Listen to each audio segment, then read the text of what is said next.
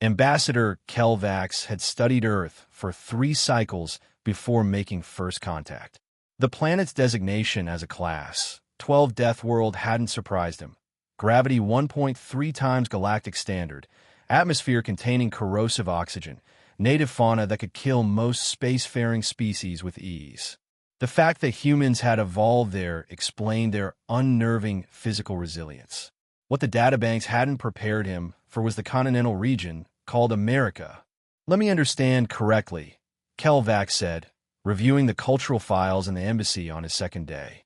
"Earth has 200 nation-states, but this one country has been involved in conflicts on 6 continents simultaneously."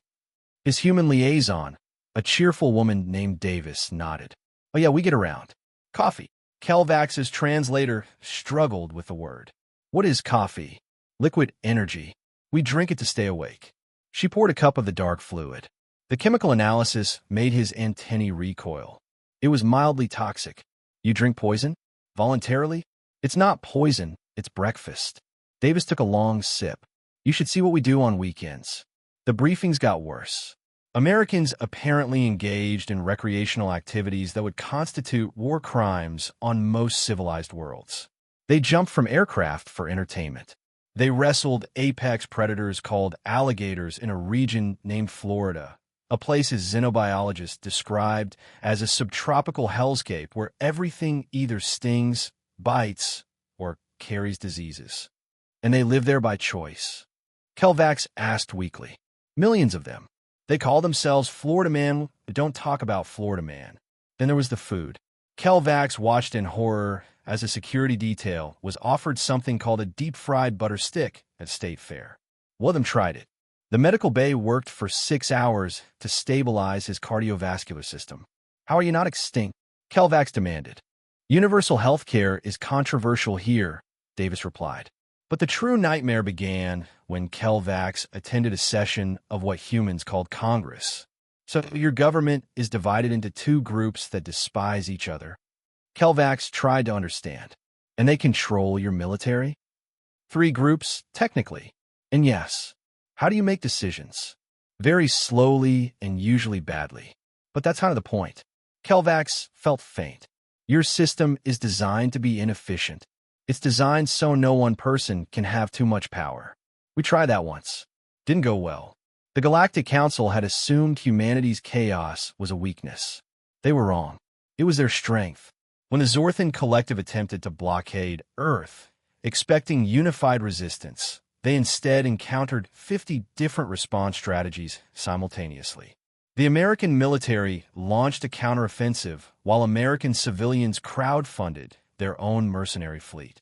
A billionaire from a place called Texas built his own warship for fun. The Zorthans had never fought an enemy that operated on sanctioned chaos. "They're not following any tactical doctrine," the Zorthan commander reported in panic. "One of their vessels is blasting something called country music on all frequencies. Another is demanding we taste freedom while firing weapons that shouldn't exist. And their leader just threatened us via social media." Americans had weaponized their own dysfunction. Their military-industrial complex, designed to overproduce in peacetime, went into overdrive. Within weeks, they built more ships than the Zorthans thought possible. Because apparently, Americans had corporations that competed to build weapons faster than each other. For profit, your economy runs on competition to create instruments of death. Kelvax asked in disbelief. "Among other things," Davis shrugged, "we also make great movies." The invasion collapsed in 47 days. The Zorthans surrendered, specifically requesting they negotiate with anyone except the Americans. At the Galactic Council's emergency session, Kelvax delivered his report with trembling appendages. "Earth is indeed a death world," he began. "The humans evolved in constant danger, developing persistence hunting, endurance unmatched in the galaxy, and an alarming resistance to toxins. But we can adapt to that." He paused, his voice dropping. "America, however, is something else entirely. It's a nation that landed on their own moon before they invented luggage wheels. They have a military budget larger than most planetary economies. Their civilians own 400 million firearms, more than one per person. They've made their national sport a combat simulation involving armored warriors giving each other brain injuries. Surely that's an exaggeration. A counselor protested. I watched them do it. They call it football. They play it in schools. For children. The council chamber fell silent.